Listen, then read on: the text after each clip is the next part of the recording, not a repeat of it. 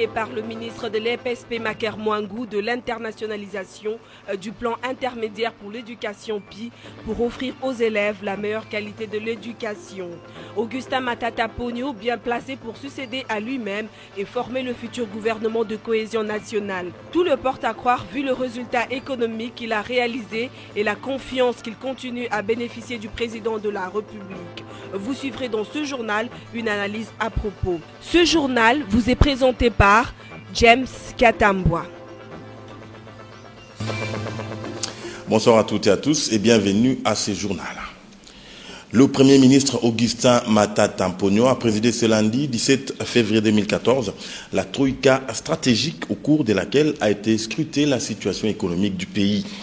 Au cours de cette réunion hebdomadaire a été également évoqué le décès de l'artiste musicien congolais King Kester Emenea, dont le programme officiel des funérailles sera connu incessamment. Patricia Molengo Ombolekuni, Anne-Marie Osita. Au cours de cette réunion, le Premier ministre, ensemble avec le ministre de Finances et celui de l'économie, ainsi que le gouverneur de la Banque centrale du Congo, ont développé le point sur la situation économique récente. Selon le ministre de Finances, il faut noter que sur ce point, à l'international, il y a une reprise escomptée pour 2014, même si elle sera encore timide. On se réjouit également que le G20 a sorti une norme qui va être discutée au cours de la prochaine réunion. En fait, c'est l'OCDE qui a sorti la norme pour qu'il y ait on va dire un processus d'échange d'informations entre les autorités fiscales conçu comme dispositif de lutte contre la fraude. Et sur le plan intérieur, Patrice Kitebi a donné certaines précisions. On retiendra de lui que la situation économique demeure stable. Les perspectives d'inflation montrent qu'à la fin de l'année 2014, nous devions nous situer aux conditions actuelles autour de 1,3 à la fois sur la place de Kinshasa que sur sur l'ensemble du pays. Le secteur minier a fait également l'objet de la troïka stratégique de ce lundi. Pour le ministre de Finances, ce secteur va certainement enregistrer une augmentation substantielle d'un côté et de l'autre côté, les efforts du chef de l'État de faire de l'agriculture le point central d'une économie de diversification. À l'issue des échanges, le Premier ministre a présenté ses condoléances à toute la famille musicale en général et particulièrement à la famille biologique de l'artiste musicien King Kester Emenea, décédé le 13 février dernier à Paris. L'Union africaine s'est dite satisfaite du déploiement d'un bataillon des forces armées de la RDC en Centrafrique. C'est le message qui est venu apporter ce lundi 17 février 2014 la délégation de la mission technique de l'Union africaine conduite par Boubacar Diarra auprès du ministre congolais des Affaires étrangères Raymond Tshibanda Tungu Mulungu. Domomat Safi Maléou pour le reportage. Malgré les multiples problèmes d'ordre sécuritaire notamment auxquels fait face la République démocratique du Congo, le gouvernement congolais a volé au secours de la Centrafrique en dépêchant sur place un bataillon de commandos au sein de la mission internationale de soutien à la Centrafrique dans l'objectif de contribuer au rétablissement et au maintien de la paix dans ces pays au bord du gouffre. Cela ne pouvait que réjouir l'Union africaine qui prône la solidarité entre le peuple africain. C'est ce qu'est venu faire savoir la délégation de la mission technique de cet organe panafricain au ministre des Affaires étrangères, Raymond Tshibanda. Ce qui est important, c'est vraiment la joie et le plaisir que l'Union africaine éprouve de voir un pays comme la RD Congo, avec les problèmes qu'il rencontre, dépasser ses difficultés et voler au secours du peuple centrafricain dont vous connaissez effectivement la détresse humanitaire. La situation sécuritaire demeure tout de même volatile en Centrafrique. Peut-on envisager une demande de l'Union africaine à la RDC de renforcer en nombre son personnel militaire? Non, je pense que le déploiement des troupes dans n'importe quelle opération se fait selon les besoins. Et vous le savez, il y a des discussions avec l'ensemble des partenaires. Ces besoins pourront évoluer en fonction de la situation à laquelle nous faisons face sur le terrain. Donc pour le moment, nous avons été autorisés à déployer 6 000 troupes sur le terrain. Des sujets techniques pour ce qui est de l'efficacité du déploiement militaire en Centrafrique ont de même été abordés. L'axe routier Mbao-Kamango à Beni a été libéré par les FARDC. Les populations qui s'étaient enfouies commencent à regagner petit à petit les villages. Mais tout le monde veut se rassurer que les rebelles ougandais de l'ADF Nalu n'auront plus à se réorganiser pour occuper à nouveau cette contrée de la RDC. C'est plutôt ce duplex de notre correspondant sur place, Fiston Mamba.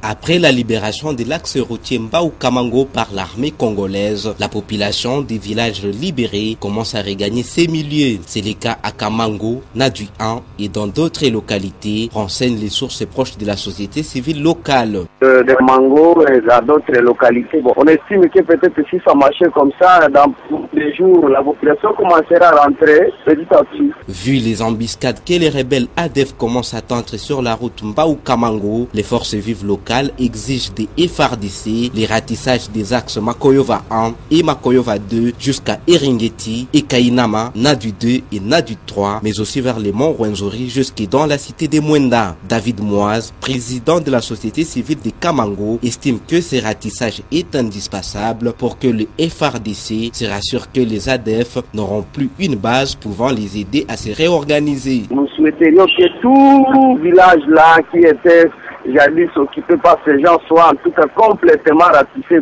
pour ne pas avoir de difficultés, surtout à la population, mais aussi la réorganisation de ces ennemis-là. C'est pourquoi nous, à notre niveau, nous souhaiterions que nos forces puissent aller même jusqu'au dernier retranchement de l'ennemi pour que nous puissions avoir la quiétude en grande totalité. Parce que pour le moment, nous estimons que tant que Makoyoba n'est pas encore libéré, Nadu 3 et aussi nos forces n'ont pas encore franchi la forêt pour atteindre la route Mbao-Kamango en provenance de Ringeti. Il y a encore des difficultés. Depuis Beni, Fiston Mamba Larousse pour Antenne A. Les FARDC sont déterminés à poursuivre les combattants de l'Alliance des Patriotes pour un Congo libre et souverain, APCLS. C'est 17 février 2014, les forces armées de la RDC ont récupéré quelques localités occupées par les APCLS dans la province du Nord Kivu, plus précisément à Nyabiondo, à une dizaine de kilomètres du territoire des Massissi. Nadia Koulenfouka Malala pour le commentaire. Les forces armées de l'RDC sont engagées depuis ce lundi 17 février dans les combats contre le rebelle de l'Alliance de Patriotes pour un Congo libre et souverain APCLC dans la région de Nyabiondo, à une dizaine de kilomètres du territoire de Massissi au Nord Kivu. Selon le porte-parole militaire des FARDC dans cette province, le colonel Olivier Amouli, l'objectif est de reprendre le contrôle de cette zone et de poursuivre les miliciens jusque dans la localité de Lukweti. Des combattants des APCLC en majorité se sont concentrés depuis dimanche 16 février à Nyabiondo, indiquent des sources de la région. Ces combattants tentent d'empêcher l'avancée des forces armées de l'RDC qui ont repris les contrôles des 5 villages sur l'axe Massissi, à savoir Loachi, Bukonde, Kautu, Kacho et Bondé. D'autre part, la société civile locale signale que plusieurs familles ont vidé Nyabiondo depuis dimanche en direction de la Brousse et d'autres personnes ont traversé la frontière congolaise pour trouver refuge à Gisenyi au Rwanda. Une situation qui ne favorise pas un climat de sérénité dans les chefs de la population de cette partie du pays. Pour immortaliser les exploits et la victoire de FARDC sur les rebelles du M23, l'Académie des Beaux-Arts a dédié une statue aux vaillants soldats de la République démocratique du Congo. Cette statue sera placée en plein air au parc de musée, toujours dans l'enceinte de ces temples de l'esthétique. José Moussangana.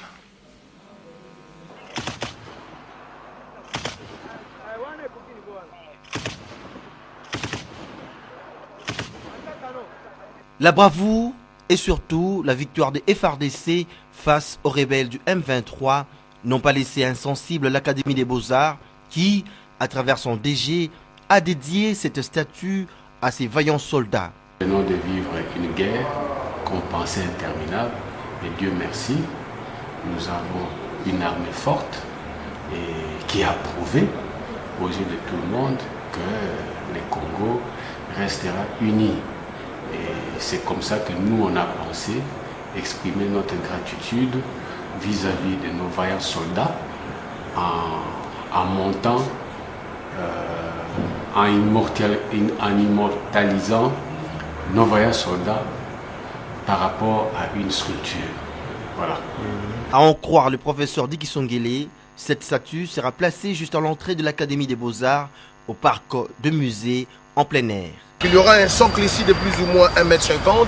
On va surélever puisque la statue, en fait, c'est aussi 1,70 m. Sur 1,70 m plus 1,50 m, donc ça va faire quelque chose déjà de 3 mètres qui sera bien vu parce que le parc dans son ensemble, il y a un ensemble des œuvres qui datent aussi. Bon, c'est tellement très symbolique, comme vous avez constaté de l'autre côté, certaines sculptures dans le jardin. Telles initiatives devraient être soutenues afin de susciter le sentiment de patriotisme qui sommeille encore dans les chefs des Congolais.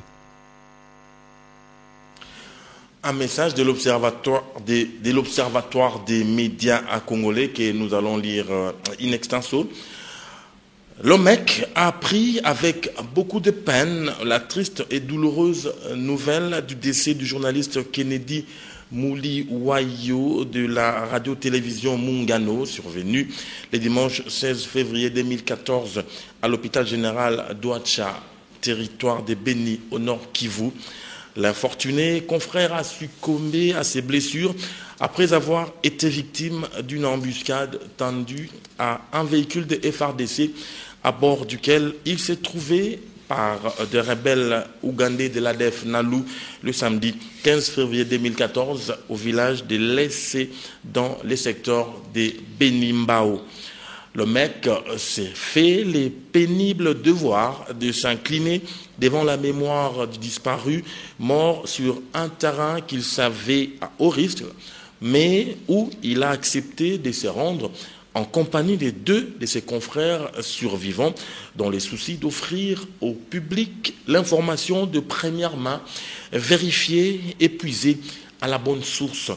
Le courage exceptionnel et l'attachement du regretté Kennedy Muliwayo aux règles d'éthique et de déontologie méritent d'être salués à leur juste valeur et constituent un exemple à suivre pour tous les journalistes de la RDC, tout en présentant ses condoléances les plus attristées à sa famille, à la radio-télévision Mungano ainsi qu'à l'ensemble de la corporation. L'OMEC formule les vœux d'un prompt rétablissement à l'endroit des journalistes Mitterrand Angui de la radio-télévision Mungano et Patient Soubiri de la radio-télévision Rwanzururu, tous 2 blessés mais encore en vie, actuellement internés à l'hôpital général d'Ouacha. Ce message de compassion est signé par le professeur Bernard Muntsoko, secrétaire exécutif de l'Observatoire des médias congolais. L'opération des signatures du Code des bonnes conduites par les partis politiques agréés en RDC se poursuit à la maison des élections située à l'ex-Kinmazière à Gombe. Ce lundi 17 février 2014, par exemple, le NAD, Nouvelle Alliance de démocrates, est passé par là pour se faire enregistrer et souscrire à ces codes de bonne conduite. Reportage Eric Izam.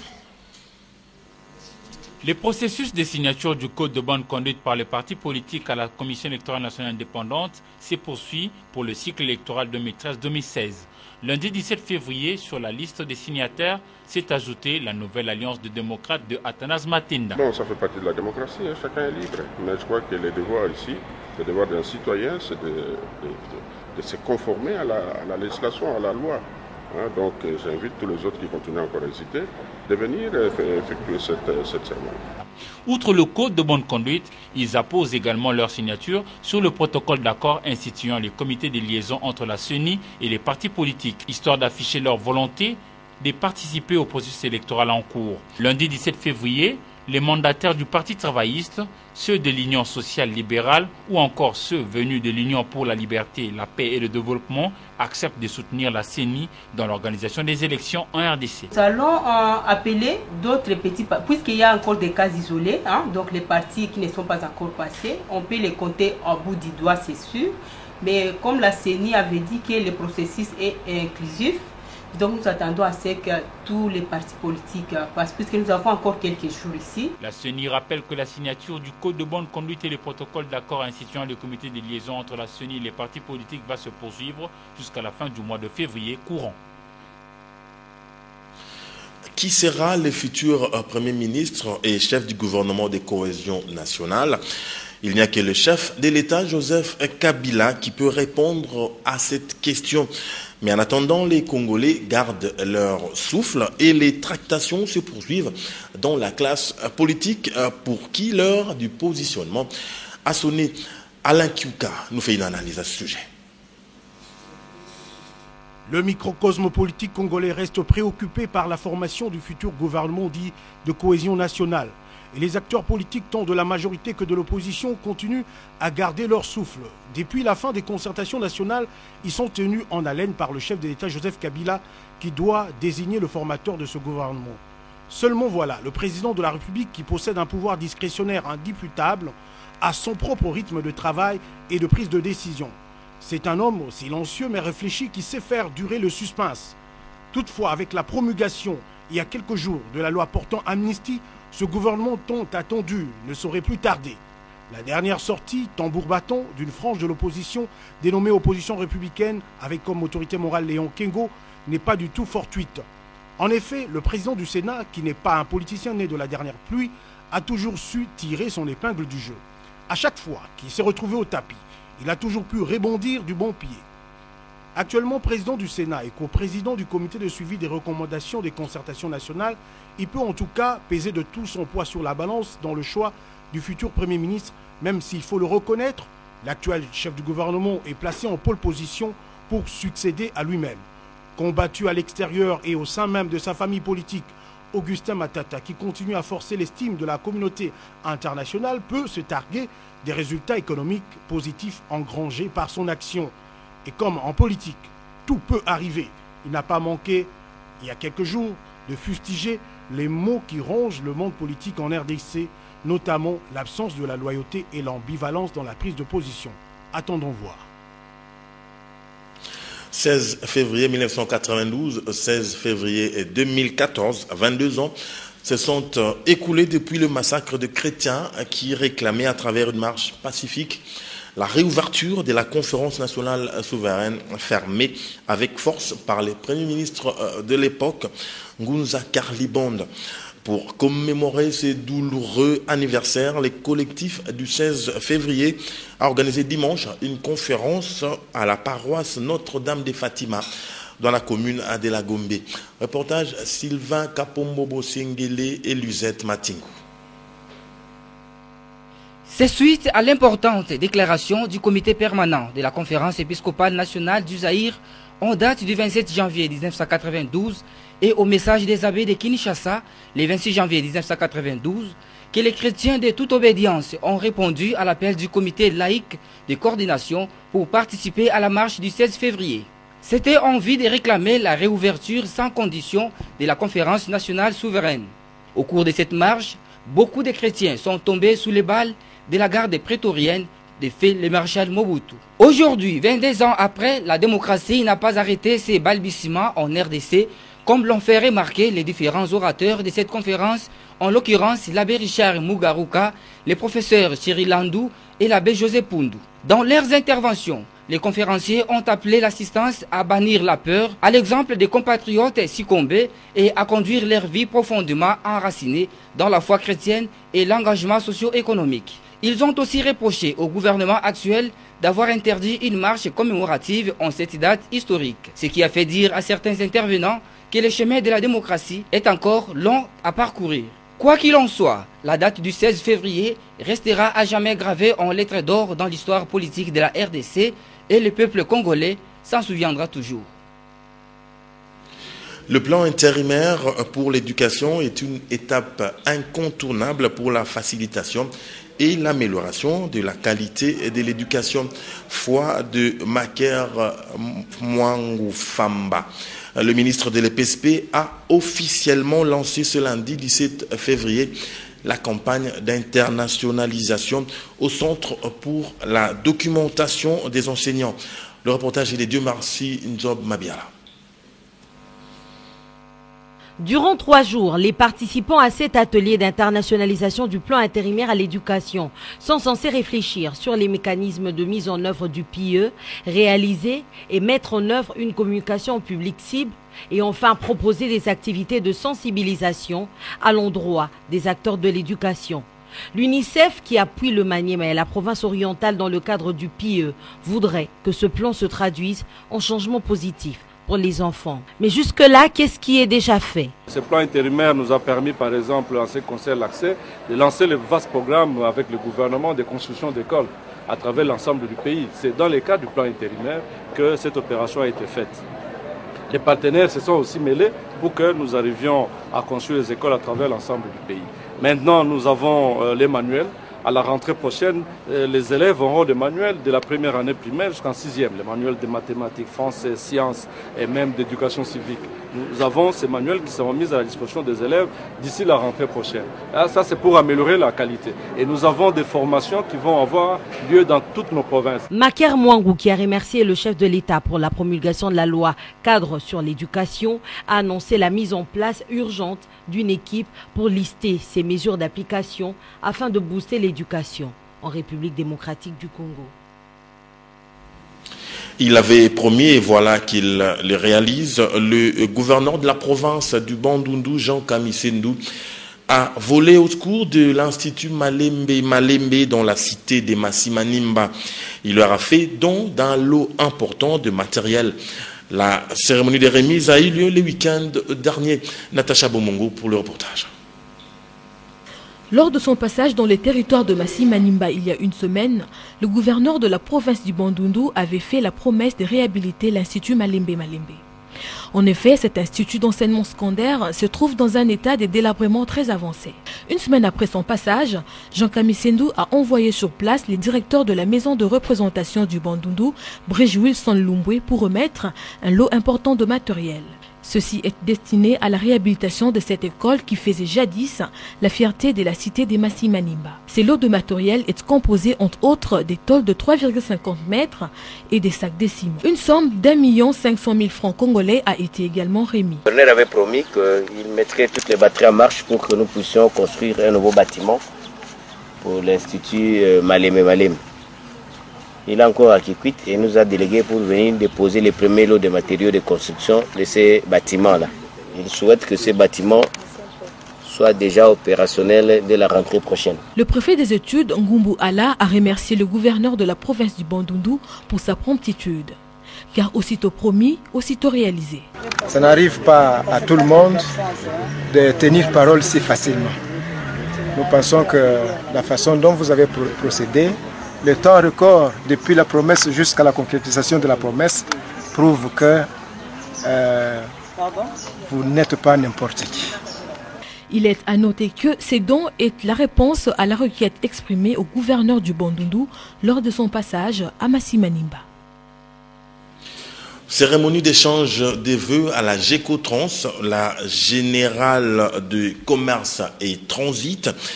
En effet, cette cérémonie a eu lieu dans les installations de cette entreprise sur l'avenue du Livre à Gombe en présence de son président-directeur général Dieudonné Kassembo. Le reportage est d'Afrika Mujinga et Richard Masoulama. 2 raisons pour les patrons des Générales des Commerces et Transit, GECOTRANS, pour célébrer même en retard la nouvelle année. D'abord, le fait que Dieu a renouvelé le souffle de vie à lui et son personnel. Ensuite, il y a les 20 années d'existence totalisées par son entreprise depuis le mois d'août de l'année qui s'est achevée. L'occasion faisant les larrons, Dieudonné Kassembo en a profité pour faire une évaluation de 2013 et dégager les perspectives pour 2014. L'année passée, nous avions eu à traiter 1436 conteneurs de 20 pieds, 947 conteneurs de 40 pieds, ce qui fait au total 2383 conteneurs TU et 22 878 tonnes en conventionnel et 7 navires comme agents maritimes. Nous venons d'ouvrir 2 autres agences supplémentaires. Il y a une à Aou et l'autre à Doko avec un projet de holding GECOTRANS par rapport aux expansions vers Dar es Salaam et Mombasa. Le souhait ardent des dirigeants des Ecotrans est que l'année 2014 soit celle de la réussite et de grandes réalisations. La passe de 3, nous sommes déjà là en sport pour les 3 clubs congolais engagés en compétition africaine interclub de football. En Champions League, l'ASV Club s'est qualifié et en Coupe de la Confédération, MK et Don Bosco ont également acquis leur ticket pour les 16e de finale. Ndaï Lambochi et Damien et Mathieu Ngadipovi reviennent ici sur la rencontre qui s'est jouée hier à Kinshasa entre MK et les clubs sud-soudanais d'El Ali Atbara. Dans le cadre de la Coupe de la Confédération africaine de football, le football club MK recevait la formation de Al Atbara du Soudan dans un stade Tata Raphaël quasiment vide. Les quelques supporters présents ont encouragé et soutenu l'Embatek du football club MK. Les protégés de Max Moké ont acculé leur adversaires. Quelques occasions de but ont été créées, mais sans concrétisation. Au finish, 0 but partout, c'est le score qui va sanctionner la fin de cette rencontre. Le football club MK est enchaîné et tout de même qualifié grâce au match nul d'un but partout réalisé lors de la manche aller au Soudan. On a cherché, c'était la qualification et on est qualifié pour le 16e, donc ça nous fait plaisir. Le courage l'a emporté, hein. Je crois que le plus dur a été fait au match aller. Donc maintenant il fallait assurer le résultat et c'est ce qu'ils ont fait avec brio. Donc bravo. La RDC évolue, continue et c'est très bien. Pour le 16e de finale de la CAF, le football club MK recevra le 28 février prochain Ismaïla de l'Égypte en match aller au stade Tata Raphaël de la Kétul. Allez, faisons appel à présent à Eric Izami qui a lu pour nous les parutions d'aujourd'hui. Il nous propose la revue de presse.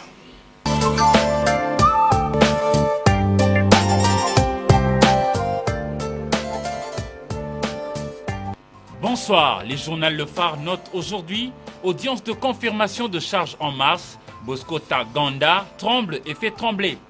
Pour ce quotidien, la chambre préliminaire de la CPI a clos vendredi 14 février 2014 la série des audiences de confirmation de charges retenues par l'accusation contre Bosco Taganda, ex-général de FRDC, ancien homme fort de l'UPC Union de Patriotes Congolais, poursuivi pour crimes de guerre et crimes contre l'humanité en Ituri entre 2002 et 2003 et du CNDP, entendez Congrès national pour la défense du peuple, coupable du même type de crime au Nord Kivu de 2006 à 2009.